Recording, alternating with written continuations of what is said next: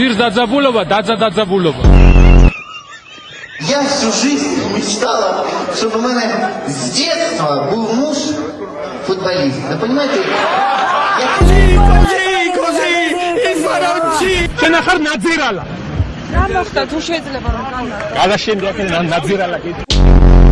მე არ ვარ იმნაირი თქვენ როგორც ფიქრობთ არ რანაირი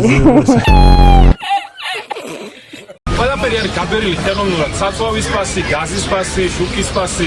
ყველაფერი შეიძლება, ყველაფერი